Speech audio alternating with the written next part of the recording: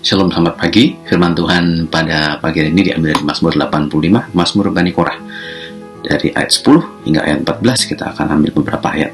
Ayat 10 berkata, sesungguhnya keselamatan daripadanya dekat pada orang-orang yang takut akan Dia, sehingga kemuliaan diam di negeri kita.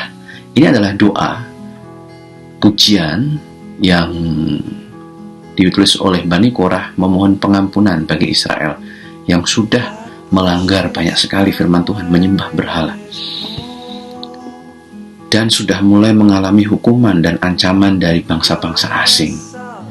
Menarik sekali karena sebelum memasuki tanah perjanjian, generasi kedua dari Israel di kitab Ulangan diberikan berkat, janji berkat dan kutuk, dan di salah satunya adalah janji tanah. Kalau penduduknya melanggar firman Tuhan, maka tanah itu akan memuntahkan orang-orangnya persis seperti bangsa Kanaan, bangsa Het, Gergasi, dan bangsa Yebus, dan 7 bangsa Kanaan yang lain yang dimuntahkan karena kefasikan, perzinahan, pertumpahan darah, korupsi, dusta. Mereka dimuntahkan. Tapi di sini dikatakan keselamatan darinya dekat pada orang-orang yang takut akan Tuhan di dalam negeri itu, di dalam tanah itu. Kalau kita lihat di ayat 12, kesetiaan itu tumbuh dari bumi. Orang-orang yang takut akan Tuhan menimbulkan kesetiaan dari bumi. Maka apa yang akan ada di atas dari surga? Yaitu keadilan akan menjenguk dari langit. Keadilan Tuhan. Setia kepada firman-Nya, setia kepada kebenaran, orang-orang takut akan Tuhan, maka keadilan akan turun. Dan ayat 11, kita mundur satu ayat, kasih dan kesetiaan akan bertemu, keadilan akan dan damai sejahtera akan bercium-ciuman. Keadilan dan damai sejahtera akan bercium-ciuman. Tidak ada keadilan tanpa damai sejahtera, dan tidak ada damai sejahtera tanpa keadilan Tuhan dan firman. Itu semua ada di negeri, di tanah.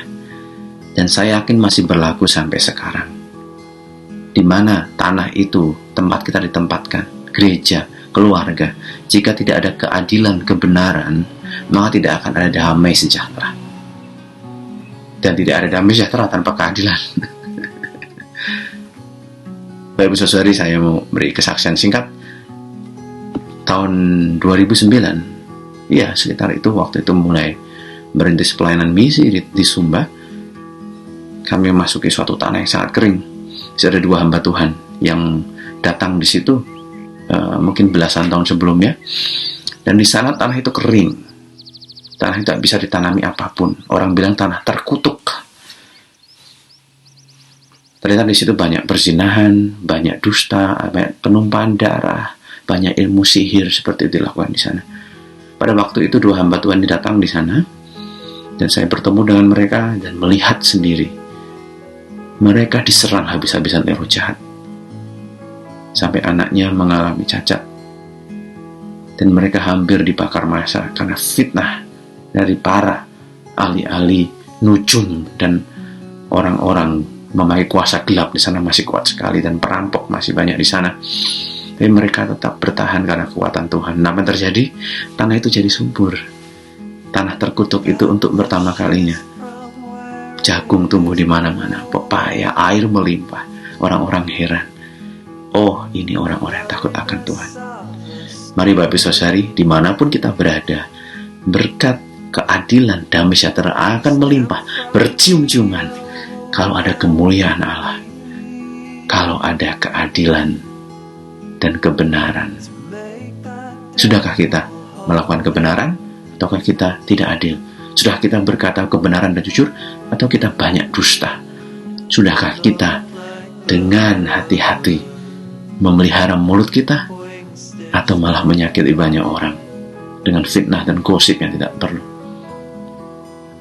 Karena itu akan mempengaruhi kesejahteraan negeri.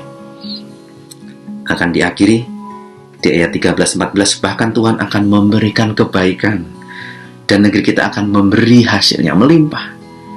Keadilan akan berjalan di hadapannya, dan akan membuat jejak kakinya menjadi jalan. Jejak kakinya ada di mana-mana. Orang akan lihat tanah ini diberkati Tuhan karena orang-orangnya takut akan Tuhan.